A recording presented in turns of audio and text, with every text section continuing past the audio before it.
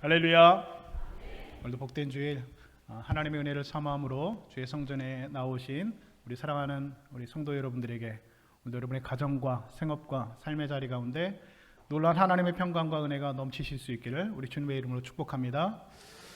지난주 제가 설교할 때에 그 가정에 대해서 추석 맞아서 가정에 대해 설교하면서 원수가 다른 데 있는 게 아니라 집안 식구가 원수다라고 말씀을 드렸더니 너무 호응이 너무 좋아가지고요. 아멘을 너무 크게 하시는 분들이 많이 계셔서 아마 그것만 기억나실 것 같아요. 그 설교 마지막에 제가 이런 말씀을 하면서 설교를 축복하면서 말씀을 마쳤는데요. 그렇게 여러분의 가정 가운데 여러분들이 여러분의 가정의 축복과 통로가 되시길 바랍니다. 그렇게 축원합니다라고 하면서 말씀을 마쳤는데요. 이 말씀 돌이켜 생각해 보니까 얼마나 귀하고 복된 말씀인지 모릅니다. 내가 우리 가정에 축복, 하나님의 축복이 위에서부터 임하는 축복의 통로가 된다는 것, 얼마나 여러분 생각만 해도 설레는 말이고 기분 좋은 말인지 모릅니다. 여러분의 가정이 내가 우리 가정에 축복의 통로가 된다는 것, 또 나의 사업장에, 나의 직장에, 내가 있는 모든 곳에 내가 하나님의 축복의 통로가 된다는 것, 얼마나 귀하고 복된 말씀인지 모릅니다. 그래서 오늘은 좌우 앞뒤 분들하고 인사할 때 이렇게 한번 인사했으면 좋겠습니다. 축복의 통로가 되십시오라고 하면 너무 설교 제목 같으니까 축복의 통로가 되세요라고 하면서 우리 앞뒤 분들과 좌우 옆에 분들과 함께 인사하겠습니다. 시작. 축복의 통로가 되세요. 네. 되세요라고 하는데 되십시오 이렇게 하시는 분들이 더 계셨어요. 설교를 너무 열심히 들으신 분들인 것 같습니다. 오늘은 너희는 하나님의 성전이라 라는 말씀의 제목으로 하나님의 말씀을 전하도록 하겠습니다. 여러분, 성경에서 이 성전이라는 단어는 굉장히 많이 등장을 하고 있습니다. 그런데 성경 전체에서 이 성전이라고 하는 단어 말고 이 성전이라고 하는 개념이 처음으로 사용된 것은 창세기 28장의 것으로 올라갑니다. 야곱의 이야기죠. 야곱이 형과 아버지를 속이고 외삼촌 하란으로 도망가는 길이었습니다. 날이 저물어서 돌베기를 베고 잠에 들었는데, 그런데 갑자기 하늘에서 환한 빛이 쫙 비치더니 하늘에서 사닥다리가 하나 쫙 내려왔죠. 그리고 이렇게 올려다 보니까 천사들이 그 사닥다리로 오르락 내리락 하고, 그 사다리 끝에 보니까 하나님께서 서서 야곱에게 이렇게 말씀하십니다. 창세기 28장 15절은 그 내용을 이렇게 기록하고 있습니다. 나는 너의 조부 아브라함의 하나님이요 이삭의 하나님이라. 내가 너와 함께 있어 내가 어디로 가든지 너를 지키며 너를 이끌어 이 땅으로 돌아오게 할지라. 내가 내게 허락한 것을 다 이루기까지 너를 떠나지 아니하리라 라고 하나님께서 이 하늘에서 큰 음성이 들렸다는 것이죠. 이 말씀을 듣고 야곱이 잠에서 깨어서 하나님께 이렇게 말합니다. 두렵도다 이곳이여, 이곳은 다름 아닌 하나님의 집이요 이는 하늘의 문이로다 라고 야곱이 그곳에서 고백을 했습니다. 하나님을 만난 그곳, 하나님의 사닥다리를 만난 그곳에서 야곱은 돌을 세우고 그리고 그곳에 기름을 붓고 그곳에 이름을 지었는데 그 이름을 뭐라고 지었습니까? 벳엘이라고 지었습니다. 이 벳엘이라는 말은 하나님의 집이라는 뜻입니다. 베트가 집이고 엘이 하나님이니까 하나님의 집, 이 벳엘이라고 하는 이름으로 야곱이 그곳에 이름을 지었다는 것이죠. 그리고 벳엘은 이후에도 계속해서 이 야곱의 영적인 고향과 같은 역할을 감당을 하고 있습니다. 여기서 처음으로 하나님의 집 벳엘, 다시 말해서 이 성전이라는 개념이 성경 전체에서 처음으로 사용이 되어졌습니다. 여러분 다 아시는 대로 야곱은 아주 사기를 잘 치는 사람이었습니다. 이름 그대로 뒤꿈치를 잡는 자, 속이는 자라는 뜻을 가지고 있습니다. 내 욕심 이루기 위해서 아버지를 속이고 형을 속이고 그리고 지금 아무도 없는 그 광야에서 홀로 쓸쓸히 돌베개를 베고 누워 있습니다. 그런데 그날 야곱이 만났던 그 사닥다리는 야곱이 하나님을 만나기 위해서 올려드린 그 사닥다리가 아니라 하나님께서 야곱을 만나시기 위해서 하늘로부터 내려드린 사닥다리라고 하는 것입니다. 바로 하나님께서 야곱을 찾아오신 것입니다. 야곱이 하나님을 만나기 위해서 놓은 사닥다리가 아니라 하나님께서 야곱을 만나시기 위해서, 만나 주시기 위해서 하늘로부터 내려드린 사닥다리라고 하는 것입니다. 여러분, 이렇게 성전이라고 하는 것은 하나님께서 우리를 만나시기 위한 장소입니다. 죄인된 우리가 하나님을 만나기 위해서 하나님께서 우리를 위해서 내려오시는 곳이 바로 성전입니다. 이런 성전의 모습은 출애굽 시대에는 성막 또는 회막이라는 모습으로 우리에게 인간에게 드러났습니다. 그리고 그 이후에 가나안에 들어가서는 이 솔로몬의 시대에 이르러서 이 하나님의 성전이 예루살렘에 세워졌죠. 이것을 우리는 성경은 솔로몬 성전이라고 말하고 있습니다. 그런데 이 솔로몬 성전이 예루살렘에 아주 화려하고 웅장하게 세워졌는데 세월이 흘러가면서 이스라엘 백성들은 그 성전을 소중하게 생각하지 않았습니다. 하나님을 만나는 것을 소중하게 생각하지 않았다는 것이죠. 성전이 낡아도 파손되어도 수리하지도 않았습니다. 심지어 성전 안에다 우상을 갖다 놓고 그 성전에서 우상 숭배를 하는 참담한 일들이 성전 안에서 이루어졌습니다. 결국 주전 586년이었죠. 바벨론에게 나라가 멸망하면서 그 성전, 그 솔로몬 성전은 말 그대로 불에 타서 무너져 내리고 말았습니다. 그리고 하나님께서는 더 이상 인간들을 만나러 내려오시지 않으셨습니다. 나중에 스룹바벨과 또 에스라와 느헤미야가 잠깐 성전을 재건했지만 그것은 잠시뿐이었고 하나님은 더 이상 성전에 계시는 분이 아니셨습니다. 결국 구약 성경 맨 마지막에 있는 말라기에 보면 말라기 성경책에 이런 말씀이 기록되어 있습니다. 너희 중에 성전 문을 닫을 자가 있었으면 좋겠다라고 하는 말씀으로 하나님께서는 더 이상 인간들과 담을 쌓으셨습니다. 그리고 400년 동안 하나님께서는 단 한 번도 인간에게 말씀하시지 않았습니다. 어떤 선지자도 인간에게 내려오지 않았고 어떤 예언도 어떤 하나님의 말씀도 인간에게 선포되어지지 않았습니다. 이것을 바로 영적인 암흑기, 바로 신구약 중간에 있는 400년 동안의 하나님의 침묵의 시간을 말하고 있는 것입니다. 여러분 성경책 구약 성경 맨 마지막에 있는 말라기 성경과 그리고 신약 성경 맨 첫 장에 있는 이 마태복음의 사이는 사실은 성경책에는 한 장 차이밖에 되지 않지만 그 한 장 차이에는 몇 년의 시간이 들어가 있다고요? 400년이라는 시간이 들어가 있다는 것입니다. 그 400년이라는 시간은 하나님께서 더 이상 선지자를 보내지 않는 시간이었습니다. 하나님께서 인간에게 말씀하시지 않는 시간이었습니다. 하나님께서 등을 돌린 시간이었고 하나님께서 침묵하시는 시간이었습니다. 하나님께서는 그렇게 성전문을 닫아두셨습니다. 그렇게 400년의 시간이 흐른 후에 회개하라 천국이 가까웠느니라 하면서 이 세상에 등장한 한 사람이 있었습니다. 바로 예수 그리스도께서 이 땅에 오신 것입니다. 그리고 예수님께서는 자신이 성전이라고 말씀하셨습니다. 공생의 기간 가운데 하루는 예수님께서 예루살렘 성전에 가셨습니다. 여기서 말하는 예루살렘 성전은 어떤 성전이냐? 바로 로마의 황제인 헤롯 안티파스죠. 이 헤롯이 유대인들의 민심을 사기 위해서 임시로 세워놓은 성전이 바로 이 헤롯 성전입니다. 그 성전에 예수님께서 들어가셨는데 그 성전 안에 어떻게 되어 있습니까? 온갖 성전 안에 그 물건을 파는 자들, 환전하는 사람들, 양과 소와 이런 엉망진창한 모습들을 보시면서 예수님께서 노끈으로 채찍을 만드셔서 성전을 정화하셨습니다. 성전을 정화하시는 예수님 보고 유대인들이 예수님에게 이렇게 물었죠. 내가 이런 일을 행하니 우리에게 무슨 표적을 행하리요? 라고 물었습니다. 다시 말해서 내가 하나님의 아들이라고 하는 표적을 우리에게 보이라라고 하는 유대인들의 도발이죠. 그러자 예수님께서는 이렇게 말씀하십니다. 너희가 이 성전을 헐라 내가 사흘 만에 이 성전을 다시 일으키리라 말씀하셨습니다. 이것은 여러분 이 성전의 겉모습을 보는 것이 아니라 바로 성전 대신 자기 육체를 가리켜서 말씀하신 것이라고 예수님의 제자 요한은 그의 복음서에서 분명히 기록해 놓았습니다. 다시 말해서 이 성전, 겉으로 보이는 이 헤롯 성전을 헐고 사흘 안에 내가 다시 세우리라 라고 말씀하시는 것이 아니라 성전된 자기 육체를 가리켜서 하신 말씀이라고 성경은 분명히 말씀하고 있습니다. 여러분 예수님은 곧 하나님이십니다. 그런데 그 하나님께서 우리 가운데 오신 것입니다.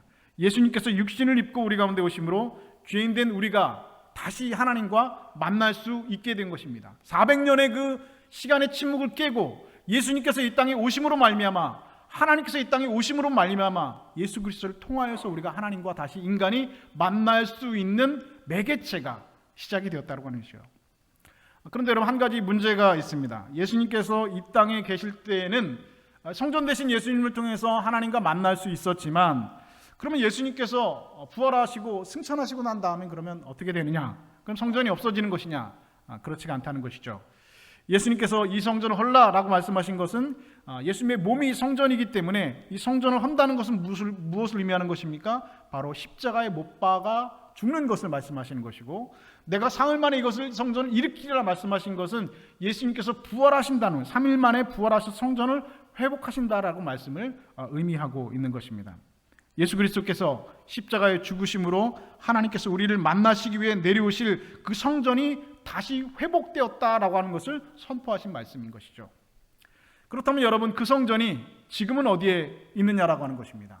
그 예수님께서 말씀하신 그 성전이 지금 어디에 있느냐는 것이죠. 오늘 본문은 우리에게 이렇게 말씀하고 있습니다. 너희는 너희가 하나님의 성전인 것과 하나님의 성령이 너희 안에 거하는 줄을 알지 못하느냐 말씀하고 있습니다. 이 말씀은 무슨 말씀입니까? 우리가 하나님의 성전이라는 것입니다. 그런 찬송이 있죠. 우리는 움직이는 하나님의 성전이다. 너희는 너희가 하나님의 성전인 것을 알지 못하느냐? 성경은 우리에게 말씀하고 있습니다. 여러분, 성령님은 곧 하나님이십니다. 그래서 성령께서 우리 안에 계신다는 말은 곧 하나님께서 우리 안에 거하신다는 말과 같은 말입니다. 여러분, 우리는 그래서 하나님의 성전입니다. 하나님이 우리를 만나시기 위해 내려오셔서 거하시는 하나님의 성전입니다.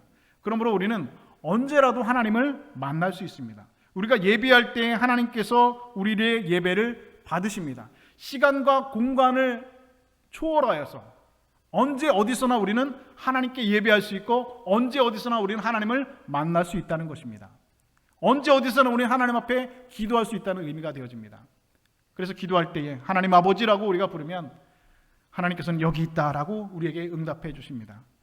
우리가 어떻게 해야 될지 망설이고 있을 때 우리 안에 계시는 성령 하나님께서 우리 안에 계시면서 우리를 도우시고 우리에게 생각나게 하셔서 우리에게 말씀해 주시고 우리에게 가르쳐 주신다고 성경은 말씀합니다. 그리고 낙심되고 우리가 지쳐 있을 때에 우리 안에 계시는 하나님께서, 그 성령께서 우리의 마음을 어루만져 주십니다.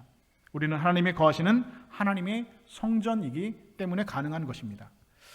이제 우리에게 남은 문제는 이 하나님의 성전인 우리를 어떻게 하면 하나님께서 거하실 수 있도록 깨끗하게 유지할 수 있느냐라고 하는 것입니다. 하나님이 거하시는 성전이기 때문에 우리 안에 있는 우리 성전을 깨끗하게 어떻게 우리가 유지할 수 있느냐라고 하는 질문 필요하다는 것이죠.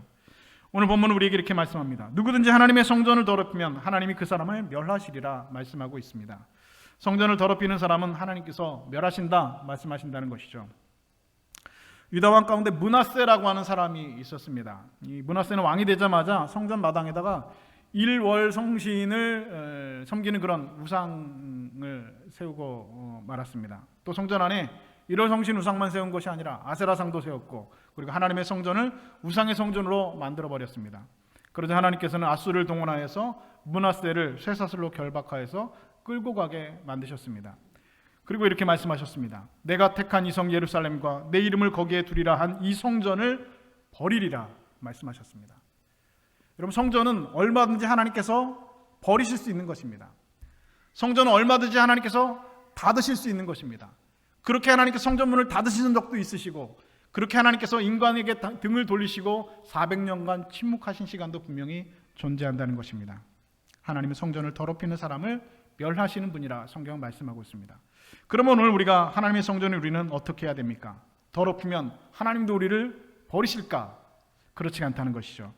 예수님께서는 요한복음 14장 16절에 이렇게 말씀하고 있습니다. 내가 아버지께 구하겠나니, 예수께서 하나님 아버지께 구하겠나니 내가 또 다른 보혜사를 너희에게 주사 영원토록 너희와 함께 있게 하겠느니라 말씀하셨습니다. 이 말씀 무슨 말씀입니까? 우리 속에 한번 임하신 성령은, 우리 안에 한번 오신 성령께서는 결코 우리를 떠나지 않는다는 말씀이죠. 영원까지 너희와 함께 있을 것이다. 예수님께서는 우리에게 분명히 말씀해 주셨습니다. 그러나 우리가 우리 스스로를, 성전된 우리 스스로를 더럽히면 하나님께서는 탄식하시고 근심하신다라고 하는 것이죠. 그래서 오늘 본문은 계속해서 우리에게 이렇게 말씀하십니다. 하나님의 성전은 거룩하니 너희도 그러하니라 말씀하고 있습니다. 하나님의 성전이 거룩하기 때문에 너희도 거룩해야 된다라고 말씀하고 있습니다. 거룩하다는 단어는 여러분 무슨 뜻입니까? 구별된다라는 의미를 가지고 있습니다. 구별된다. 구별된다는 것은 여러분 분리된다라는 뜻과 여러분 전혀 다른 의미를 가지고 있습니다. 세상과 구별된다는 것이지 세상과 구별된다는 의미가 분리된다는 의미가 아닙니다. 다시 말해서 우리들이 세상에서 구별되어야 될 거룩한 존재들이라는 것이지 세상과 분리돼서 살아라, 동떨어져서 살아라, 하나님께서 말씀하신 것이 결코 아니라는 것입니다. 구별과 분리는 전혀 다른 의미가 되는 것입니다. 여러분들이 거룩한 삶을 살기 원한다면 여러분 그 대가를 삶 속에서 치르며 살아야 할 것입니다. 이것도 갖고 저것도 가지며 살 수는 없다는 것이죠. 잃는 게 있으면 반드시 얻는 게 있는 법입니다. 얻는 게 있으면 반드시 또한 있는 게 있는 법입니다. 두 개 다 가질 수는 없다라는 것이죠. 내가 거룩한 삶을 원한다면, 하나님의 거룩한 성전된 삶을 이 세상 가운데 살아내기를 원한다면, 그렇게 구별되어서 살기를 원한다면 반드시 포기해야 될 것이 있다는 것입니다. 그리고 손해봐야 될 것이 있다는 것이고 대가를 지불해야 될 것이 있다는 것이죠. 그런 것이 없이 거룩함에 이르는 것은 불가능한 것에 가깝습니다.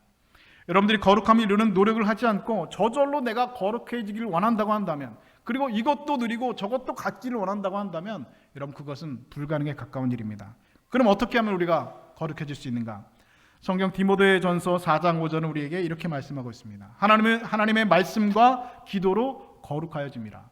무엇과 무엇으로 거룩해진다고요? 하나님의 말씀과 기도로 거룩해진다. 정답이 여러분 이미 나왔습니다. 오늘 설교는 여러분 끝났습니다. 말씀과 기도로 거룩해진다라고 성경은 단언하고 있습니다. 거룩해지는 것, 거룩해지기 위한 노력, 무엇밖에 없다는 것입니까? 말씀과 기도밖에 없다는 것입니다.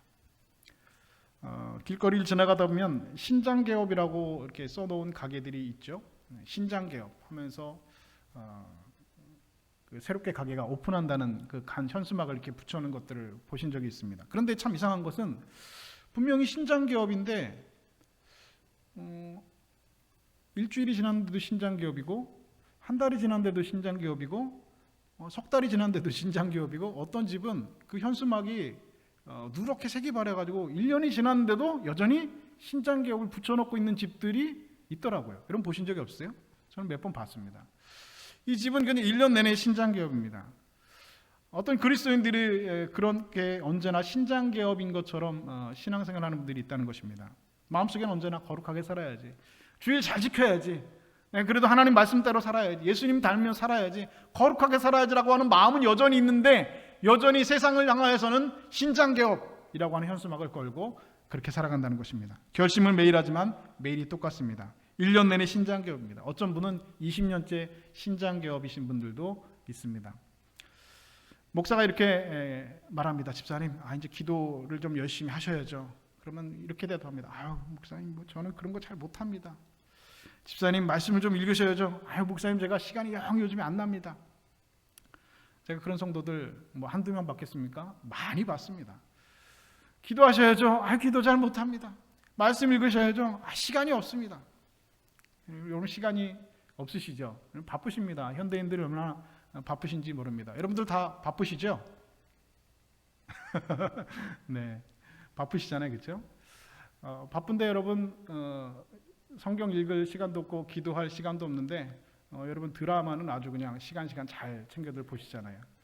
요즘에는 그 드라마도 예전에는 일주일에 한 번, 두 번밖에 안 했는데 요즘에는 OTT 서비스라고 해가지고요, 드라마를 대놓고 이렇게 볼 수 있잖아요. 그래서 여기 계신 분들은 그런 분들 많이 없으실 것 같은데 넷플릭스라든지 그런 거 있잖아요, 그렇죠?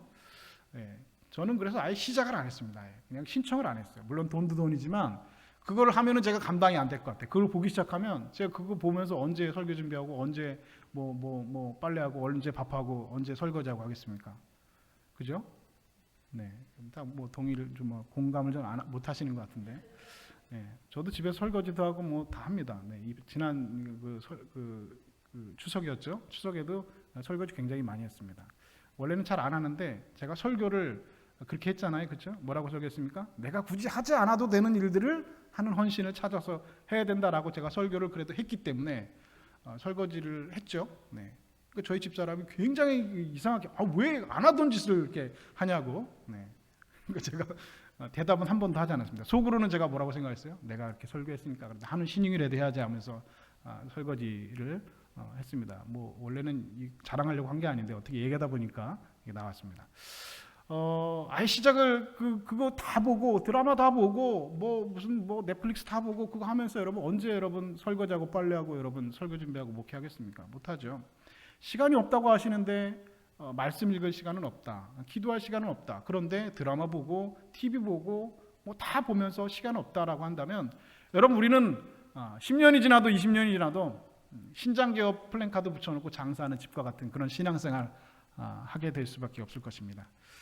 여러분들이 말씀과 기도로 거룩해지는 훈련을 하셔야 됩니다. 그래야지 하나님의 성전이 우리 자신을 깨끗하게 거룩하게 지켜낼 수 있습니다. 다른 것 없다는 겁니다. 뭐밖에 없다고요? 말씀과 기도밖에 없다고요. 우리를 거룩하게 지켜낼 수 있는 것 없다는 겁니다. 여러분, 기도는요, 말씀은요, 내가 그 말씀을 지켜내면, 내가 그 기도를 지켜나가면 처음에는 내가 그 말씀을 지키는 것 같죠. 처음에는 내가 그 기도의 시간을 지키는 것 같죠. 그런데 시간이 지나면 그 말씀이 나를 지켜주는 겁니다. 시간이 지나면 모르는 사이 그 기도가 우리의 삶을 지키고 여러분을 지켜주게 될 것입니다. 이것을 여러분 깨달으신 여러분 되실 수 있기를 주님의 이름으로 축복합니다. 요한일서는 우리에게 이렇게 말씀합니다. 이는 세상에 있는 모든 것이 육신의 정욕과 안목의 정욕과 이생의 자랑이니 다 아버지께로부터 온 것이 아니요 세상으로부터 온 것이라. 여러분, 이 세상을 지배하고 있는 것은 육신의 정욕과 안목의 정욕과 이생의 자랑이라고 말씀하고 있습니다. 이 세상에서 여러분 가장 위험한 것이 하나 있는데 그것은 여러분 무슨 말이냐? 위험한 말 중에 하나가 무슨 말이냐? 나는 내 감정에 솔직하게 산다라는 겁니다. 굉장히 쿨해 보이죠? 나는 내 감정에 솔직하게 산다. 내 감정에 솔직하다. 저도 제 아내에게 이런 말을 한 적이 있는데요. 나는 솔직한 사람이다. 이렇게 얘기를 합니다. 그랬더니 저희 아내가 뭐라고 얘기를 했냐면 그렇게 솔직한 게 썩 좋은 것만 아니라고 그러더라고요. 왜냐하면 물론 사람이 솔직해야죠. 근데 나이가 들면 사람이 좀 지혜롭게 얘기하는 법도 필요하다는 겁니다. 우리 감정에 솔직한 것 언뜻 보기에는 좋아 보이죠. 내 감정에 솔직한 것 언뜻 보기에는 좋아 보입니다. 그러나 여러분 살짝 틀어서 한번 생각을 해보실까요? 요즘 세상에는 자기 감정에 솔직한 것을 잘하는 것이라고 추켜 세우게 됩니다. 그래서 광고에서 보면 너 자신에게 스스로에게 솔직해야 된다. 내 감정에 솔직해야 된다라고 우리를 지켜 세우기도 합니다. 그리고 그런 사람들을 굉장히 쿨한 사람이라고 은근히 지켜 세우기도 합니다. 근데 여러분, 그러나 그러한 소리들은 마귀가 여러분들을 미혹하는 소리인 줄 여러분 아셔야 됩니다. 내 감정에 솔직한다는 것, 여러분의 감정을 여러분 믿으십니까? 우리의 인간의 감정이라는 것은요, 믿을 만한 것이 못 되는 겁니다. 우리의 감정은 여러분 내가 믿을 만한 것이, 우리의 감정은 결코 믿을 만한 것이 못 되는 겁니다. 어떤 아저씨가 길거리 지나가다가 예쁜 여자를 만났습니다. 그런데 나는 내 감정에 솔직해야 되겠다. 그런데 그 예쁜 여자 따라가면 여러분 어떻게 되는 겁니까? 큰일 나는 거죠. 내 감정에 솔직하게 되는 거잖아요. 그렇죠? 예쁜 여자 지나가니까 내 감정대로 이 예쁜 여자 따라가면 큰일 나는 겁니다. 그런데 세상은 내 감정대로 살라고 우리를 부추깁니다. 감정을 속이고 사는 것을 나쁜 일이라고 이야기합니다. 그런데 여러분, 우리 인간의 감정이라는 것은 결코 믿을 것이 못 됩니다. 세상은, 그리고 마귀는 우리에게 말합니다. 내 감정에 솔직해라. 나를 속이지 말아라. 스스로를 속이지 말아라. 그러나 여러분, 내 감정을 따라 살다 보면 자연히 육신의 정욕과 안목의 정욕과 이생의 자랑을 따라가게 되어 있습니다. 내 감정대로 산다. 내 감정에 솔직하게 산다. 다 세상의 소리고 사단의 속삭임의 미혹의 소리일 뿐입니다. 여러분, 제가 언젠가 한번 말씀드렸지만 제가 오늘 여러분들에게 굉장히 큰 팁을 하나 드리도록 하겠습니다. 여러분 다 천국 가시기 위해서 이 예배당에 오셨는데, 천국 가기 위해서 예배당에 오신 분들에게 제가 여러분에게 지옥에 가장 확실하고 정확하게 갈 수 있는 방법을 알려드리도록 하겠습니다. 지옥에 가장 확실하게 갈 수 있는 방법이 뭡니까? 설교 얘기를 했는데 기억이 안 나세요? 자꾸 잊어버리시니까 감사해요. 잊어버리시니까 제가 또 얘기할 수 있잖아요. 지옥에 갈 수 있는 가장 확실한 방법, 지옥에 가기 위해서 막 죄를 짓고 엄청나게 그러실 필요가 없어요. 지옥에 가기 가장 확실한 방법은 무엇이냐면 그냥 사시면 됩니다. 그냥 내 뜻대로, 내 감정대로, 내 의지대로, 내 소견에 오른 대로, 여러분이 가지고 있는 그 생각대로 그냥 그렇게 사시면 여러분 자연스럽게 여러분은 지옥에 가실 줄로 믿습니다. 아멘 하시면 어떻게 해요, 여기서? 가시면 안 되죠, 그렇죠? 지옥에 가시려고 엄청나게 죄를 져야지, 나쁜 짓 하고 다녀야지, 도둑질해야지, 그러실 필요가 없어요. 그냥 여러분 감정대로, 여러분 소견에 오른 대로, 내 생각대로 살면은 그럼 여러분 자연스럽게 여러분 지옥에 가는 겁니다. 성경에 여러분 보디발의 아내가 요셉을 유혹할 때 요셉이 뿌리치면서 요셉의 이 보디발의 아내에게 했던 말이 있습니다. 뭐라고 말했습니까? 내가 어찌 이 큰 악을 행하여 하나님께 죄를 지으리까? 무슨 말입니까? 요셉은 여러분 이 보디발의 아내를 뿌리치면서 그 죄에서 멀리하게 하면서 내가 사람에게 죄를 짓는 것이라고 얘기하지 않았습니다. 보디발 장군, 자신의 주인인 보디발 장군에게 죄를 짓는 것이라고 얘기하지 않았습니다. 당신에게 죄를 짓는 것이라고도 얘기하지 않았습니다. 누구에게 죄를 짓는 거라고요? 하나님께 죄를 짓는 거라고 요셉은 얘기했습니다. 얼마나 여러분 지혜로운 사람입니까? 얼마나 여러분 믿음 있는 사람입니까? 감정대로 따라가면 여러분 반드시 후회하게 되어져 있습니다. 감정대로 따라가지 말고 하나님의 말씀을 따라가야 합니다. 하나님의 말씀을 따라가기 위해선 하나님의 말씀이 우리의 삶을 지켜줘야 됩니다. 그리고 내가 그 하나님의 말씀을 지켜내야 합니다. 성경책 있는데 요즘에는 성경책 굳이 이렇게 안 보셔도 되잖아요, 그렇죠? 우리 교회에서 그 어플을 통해서 그 공동체 성경 읽기를 통해서 이렇게 보면은요, 뭐 여러분 집에서 그냥 쉬시다가 그 유튜브 보시고 뭐 집에서 이렇게 뭐 핸드폰으로 이게 일하시다가 뭐 이렇게 하시다가 전화 거시다가 뭐 카톡 하시다가 좀 시간이 남으시면 그냥 거기서 어플 공동체 성경 읽기 하셔가지고 그거 읽으시면은 들려줘요. 예전에는 내가 읽어야 되는데 이제는 들려줘요. 들려주는 것뿐만 아니라 거기에 보면은 뭐도 있어요? 그 그림도 나와요. 그리고 거기에서 목소리 좋은 성우들이 하나님이면 하나님 목소리 나오고 예수님은 예수님 목소리는 나오고 예수님 목소리는 누가 더빙을 했다고요? 인기 배우 차인표 씨가 예수님 목소리 모르세요, 여러분? 다 아시잖아요, 그죠? 그 얼마나 여러분 좋은 시장입니까? 성경책 읽지 않아도 얼마든지 여러분 말씀을 여러분 가까이 할 수 있는 편리한 시대가 여러분 되었습니다. 그런데 이렇게 편리한 그 매체를 통해서 우리가 하나님 말씀을 읽을 수 있는 시절이 되었는데도 편리한 게 다 좋은 것만은 아닌 것 같아요. 오히려 여러분 그 편리함이 우리를 더 게으르게 만드는 것은 아닌가라는 생각을 합니다. 예전에 성경책을 읽고 앉아가지고 성경을 보는 이런 경건한 그런 영적인 시간들 만들어가는 것 얼마나 여러분 소중한 시간인지 모릅니다. 그런데 그 말씀이 여러분 우리를 거룩하게 한다는 겁니다. 그 말씀을 읽는 것이, 그 말씀을 가까이 하는 것이 우리의 삶을 지켜내는 것이고 우리 성전된 우리를 하나님 세상으로부터 거룩하게 지켜낼 수 있는, 구별할 수 있는 길이 된다는 것입니다. 하나님은, 여러분들은 다 하나님의 성전들이십니다. 하나님의 성전이 거룩하니 너희도 그러하니라 말씀하고 있습니다. 이 말씀을 꼭 기억하시는 여러분들 다 되실 수 있기를 주님의 이름으로 축복합니다. 또 여러분들 거룩하게 만드는 것이 말씀과 뭐라고요? 기도라고 말씀드렸죠. 제가 어렸을 때 찬송가 부를 때마다 고민하는 것이 한 가지가 있었습니다. 고민되는 것이 하나 더 있었습니다. 그것은 뭐냐면 찬송가 맨 앞에 보면은요, 이 찬송가가 주제별로 분류가 돼 있어요. 주제별로 이렇게 분류가 돼 있는데 거기서 보면 분투와 승리라고 하는 주제로 분류해 놓은 찬송가들이 있습니다. 주제가 분투와 승리에 대한 그런 찬송가들만 이렇게 모아져 있는 그런 찬송가가 있는데 지금 찾아볼 필요는 없습니다. 찬송가 346장부터 360장까지가 되는데 이 찬송가들 보면 전부 내용이 나가자, 싸우자, 이기자 뭐 이런 내용들이에요. 보면은 군기를 높이 들고 나가서 다 빨리 나가세, 주의 십자가 군병들아 주 위에 일어나 행군 나팔 소리가 주의 호령 났으니 마귀들과 싸울지라 죄악 벗은 형제여, 이런 찬송들 있잖아요. 뭐 독립군 군과 같은 찬송들, 그런 찬송들이 모여 있는 게 분투와 승리와 관련된 주제에 대한 찬송가들이에요. 그런데 이런 찬송을 부를 때마다 저는 그런 생각을 했어요. 예전에 그런 생각을 했어요. 도대체 적이 어디 있는 거지? 적이 어디 있는 거지? 아니 적과 싸워서 뭐 이겨야 된다고 하는데 적이 어디 있을까? 군기는 어디 있나? 행군 나팔 소리는 어디서 들려오나? 뭐 이런 고민을 나름대로 했었습니다. 왜냐하면 제가 그 신앙생활 할 그때만 해도 어렸을 때니까 제가 무슨 뭐 일제강점기에 신앙생활을 한 것도 아니고 6.25 때 무슨 뭐 신앙생활에서 뭐 끌려가서 고문을 받는 것도 아니고 순교의 위협 가운데 있는 것도 아니고 뭐 전쟁 겪으면서 뭐 예수님 믿을래 안 믿을래 하면서 뭐 그렇게 위협을 받으면서 신앙생활 하는 게 아니잖아요. 오히려 저는 뭐 믿음의 가정에서 자랐기 때문에 오히려 교회 나가면 칭찬받았지, 교회 나간다고 뭐 밥을 굶는다든지 뭐 매를 맞는다든지 이런 일을 경험해 보지 않았다는 것입니다. 그러니까 행군 나팔 소리에 주의 호령 났으니 십자가 군기 들고 높이 들고 나가서 싸우세, 뭐 이런 찬송을 아무리 불러도 이게 무슨 뜻인지 잘 이해가 되지 않았습니다. 그런데 어느 날 다니엘서를 읽다가 그 해답을 발견했습니다. 찬송가 199장에 보면 이런 내용이 가사가 있습니다. 옛날 용맹스럽던 다니엘의 경험과, 여러분 아시죠? 옛날 용맹스럽던 다니엘의 경험과 유대 임금 다윗 왕의 역사와, 이 찬송 아시잖아요? 여기서 옛날에 용맹스러웠던 다니엘이래요. 그런데 성경을 보면요, 다니엘은 용맹스러웠던 적이 없습니다. 그렇죠?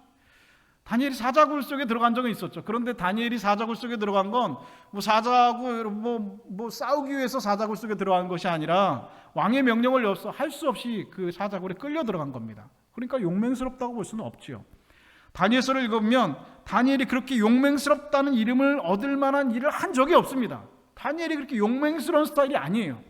그런데 다니엘이 한 가지 한 일이 있습니다. 그것은 예루살렘을 향하여서 창문을 열어놓고 하루에 3번씩 무릎 꿇고 뭐 했다고요? 기도했다는 겁니다. 다니엘은 바벨론 왕이 기도하는 것을 반드시 금지했고 기도하면 죽이겠다고 분명히 말씀했음에도 명령했음에도 불구하고 변함없이 하루에 3번씩 예루살렘을 향해서 창문을 열고 기도했다는 것입니다. 그리 아니하실지라도 기도했다는 것입니다. 여러분, 그 기도 때문에 다니엘은 용맹스러운 다니엘이라고 오늘 후손들에게, 믿음의 후배들에게 그렇게 찬송으로 불려지고 있다는 것입니다. 오늘 여러분들이 거룩하게 지켜나가는 싸움은 바로 하나님께 엎드려 기도하는 것밖에 없습니다. 거룩하게 살고 싶으십니까? 그러면 여러분 기도하시면 됩니다. 거룩하게 살고 싶으십니까? 하나님의 말씀을 묵상하시는 겁니다. 뭐 다른 것에 방법이 없습니다. 여러분 설교 여러분 다 그렇습니다. 설교 기도하세요. 말씀 읽으세요. 결론이 오면 다 거의 비슷해요. 뭐 별거 없습니다. 별거 없어요. 다른 목사님이라고 무슨 뭐 다른 설교라고 엄청난 무슨 복음의 진리가 들어있고 그런 거 아니에요. 결국엔 여러분 다 무엇입니까? 다 결국은 기도한다는 말이고 결국엔 다 말씀 읽는다는 말. 말씀과 기도엔 이런 능력이 날 수 없다고 하나님 주님께서도 분명히 말씀하셨습니다. 우리 기도 거룩하게 할 수 있는 것, 성전된 우리를 거룩하게 이 세상에서 분리시키는 것이 아니에요. 우리를 구별해낼 수 있는 힘은 여러분 기도, 말씀밖에 없다는 것입니다. 이 세상은 어떻게든지 여러분 기도 못하게 하려고 방해할 겁니다. 그런데 그걸 잘 못 느끼시는 것 같아요. 기도하려고 하면 전화가 옵니다. 기도하려고 하면 택배 아저씨가 와요. 그래서 내가 이제 기도해야 되겠다라고 탁 앉으면 그때는 이제 잠이 와요. 세상 사람들은, 이 세상은 우리들로 하여금, 여러분들로 하여금 어떻게든 기도하는 거를 방해하려고 합니다. 귀신같이 그냥 전화가 와요. 근데 이 전화 끝나고 나서 기도해야지 라고 생각했는데 이 전화를 끊질 않는 거예요, 그 사람이. 그리고 나면 끊고 나면 또 택배 아저씨 오고 또 끊고 나면 또 누가 전화하고 끊고 나면 이제 그때는 졸려가지고 또 자야 돼요. 그럼 기도 못하게 하는 여러분 사단의 전략입니다. 방해 작전입니다. 그걸 아셔야 됩니다. 여러분이 기도를 하면 제일 싫은 게 여러분 기도, 성도가 기도하는 걸 제일 두려워하는 게 여러분 누구입니까? 사단이죠. 마틴 루터는 그렇게 말했어요. 기도는 사탄을 내리치는 채찍이라고 했어요. 채찍. 여러분이 기도하면 여러분의 가정과 우리의 삶을 둘러싸고 있는 사탄을 내리치는 채찍이 바로 기도라는 겁니다. 기도 안 하면 사탄이 제일 좋아하죠. 제일 좋은 건 여러분 사탄입니다. 왜 그렇습니까? 갖고 놀기 좋거든요. 기도 안 하는 성도 갖고 노는 거 여러분 얼마나 여러분 일도 아닙니다. 기도 안 하는 목사도 갖고 노는데 기도 안 하는 성도 갖고 노는 건 여러분 얼마나 쉬운 일이겠습니까? 기도 안 하면 사탄이 왜 좋습니까? 갖고 놀기 좋거든요. 건들면 다 넘어지거든요. 그런데 자기가 넘어지지도 모르고 살거든요. 얼마나 좋습니까? 저래도 좋을 것 같아요. 내가 기도를 지키면 기도가 여러분을 지켜낼 것입니다. 여러분들은 하나님 앞에 무릎을 꿇고 기도하는 일에 게으르지 말아야 됩니다. 정말 시간이 없으시고 5분도 10분도 못 내는 사람 없습니다. 앉아서 기도하는데 목사가 1시간씩 여러분 통성 기도하십시오. 그러는 걸 원하시는 건 아니에요. 하루에 5분이라도, 하루에 10분이라도 기도하는 시간을 내는 것, 말씀 있는 시간을 내는 것, 그런 것이 여러분, 오늘 여러분들을 여러분의 삶 속에서 거룩하게 지켜낼 수 있는 유일한 힘이라는 사실을 여러분 깨닫고 믿을 수 있는 여러분 되실 수 있기를 주님의 이름으로 축복합니다. 이것이 여러분 우리들이 세상에서 싸워야 될 싸움입니다. 언제까지요? 주님 앞에서는 그날까지 여러분이 기도하려고 하면 전화가 올 거예요. 주님 앞에서는 그날까지 여러분이 기도하려고 하면 택배 아저씨가 올 거고, 기도하려고 하면 무슨 일이 생기고, 기도하려고 하면 어떤 일이 생겨서 어떻게든 사단이 여러분을 기도 못하게 할 겁니다. 말씀 못 읽게 할 거예요. 그것을 어떻게 뚫어내셔야 되죠. 그래야지 살 수 있어요. 그래야지 영적으로 안 죽을 수 있어요. 그래야지 여러분이 영혼의 호흡을 할 수 있어요. 안 그러면 사단이 갖고 놀고요. 그냥 건들면 넘어지고요. 그런데 본인은 그렇게 넘어지고 있는지도 모르고 갖고 놀림을 받고 있는지도 모르고 마음이 사탄이 놀이터가 돼가지고 이리 흔들면 이리 넘어지고 저리 흔들면 저리 넘어지고 그리고 넘어진 줄도 모르고 그렇게 살고 있다는 거죠. 여러분 우리가 무릎 꿇지 못하도록 하는 사탄의 방해를 여러분 넘어서셔야 됩니다. 이 싸움을 여러분 계속해 나가시기 바랍니다. 기도로 여러분을 하나님의 성전답게 깨끗하게 지키시는 이 싸움을 싸우시는, 그리고 승리하시는 여러분 되실 수 있기를 주님의 이름으로 축복합니다. 사랑하는 여러분, 여러분은 하나님께서 거하시는 거룩한 성전입니다. 내가 성전입니다. 이곳 장소가 성전이 아니라 내가 하나님의 성전입니다. 하나님의 성전이 거룩하니 너희도 고라라 말씀하셨습니다. 세상 풍조에 휩쓸리지 마시고 사탄의 방해에 넘어가지 마시고 매일 5분이라도, 매일 10분이라도 말씀 읽는 시간, 기도하는 시간, 그렇게 영적인 시간을 따로 떼어서 말씀과 기도로 여러분들이 자신을 이 세상에서 지켜나가실 수 있는 여러분 되실 수 있기를 축복합니다. 그래서 여러분 자신을 언제까지나 하나님의 기뻐하시는 거룩한 성전으로 지켜나가시는 하나님의 거룩한 성전들 다 되실 수 있기를 우리 주님의 이름으로 간절히 축원드립니다.